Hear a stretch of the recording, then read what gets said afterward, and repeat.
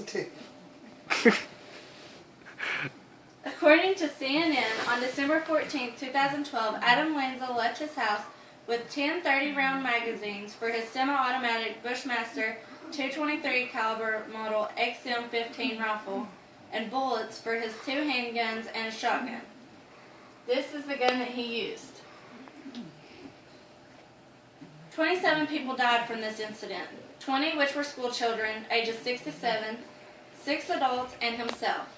In less than 5 minutes, these innocent lives were taken. Shortly after the shooting, President Obama said it was time to take action.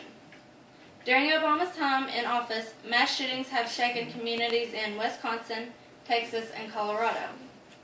Obama has called for keeping assault weapons off the streets, and the White House has said he still wants Congress to reinstitute a federal ban on military-style assault weapons. These are the weapons that he wants to ban.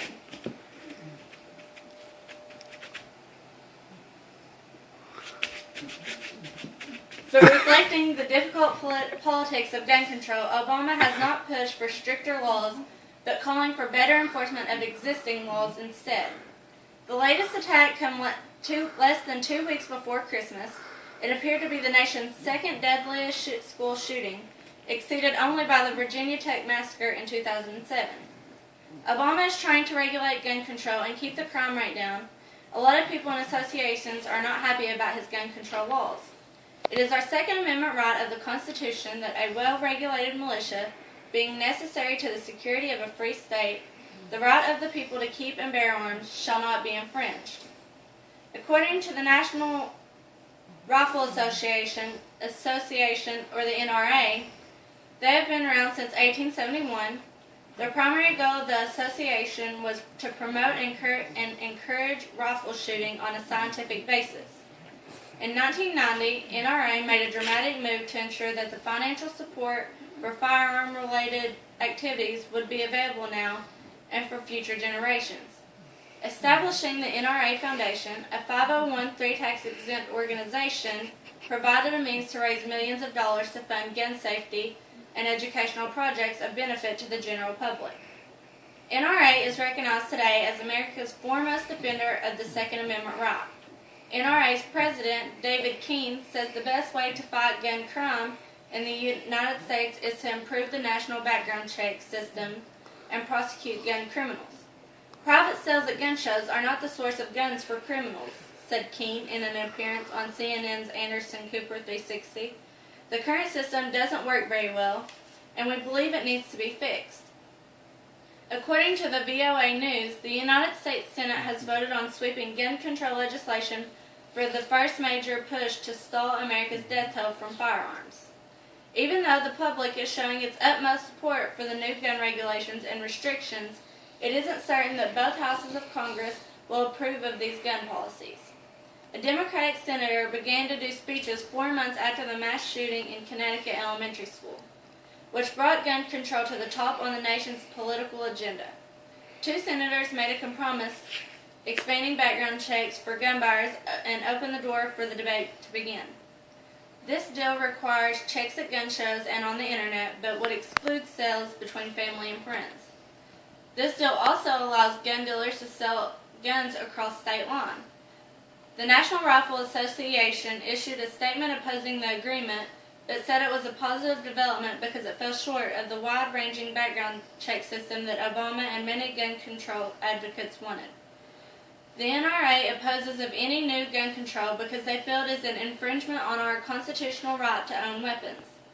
When multiple reforms have been proposed to the democratically controlled Senate to ban military-style assault rifles and limiting the capacity of the ammunition magazines to strengthening background checks.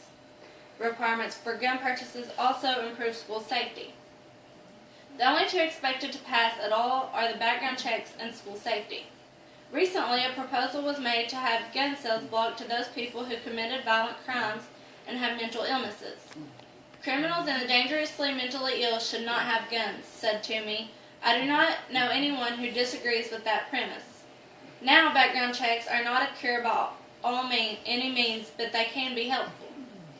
Some of Toomey's fellow Republicans voted against even debating such measures. Senator James Inhofe said firearm restrictions are ineffective and misguided.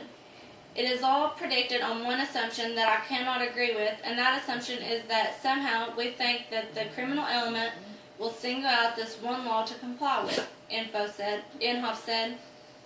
Fellow Republican Senator Mike Lee noted the United States Constitution sets forth American right to bear arms. Any limitation on this fundamental right of self-defense makes us more dependent on our government for our own protection. He said government cannot be everywhere at all times, so the practical effect of limiting our individual rights is to make us less safe. Democratic Senator Chris Murphy reminded colleagues of the horrors of Newtown. 26 people were dead, that is the reality, he said. And the worst reality is this: if we do not do something right now, it is going to happen again. Murphy suggested that the freedom to bear arms must be weighed against other basic rights. Liberty is not about having any gun you want anytime you want it, he said.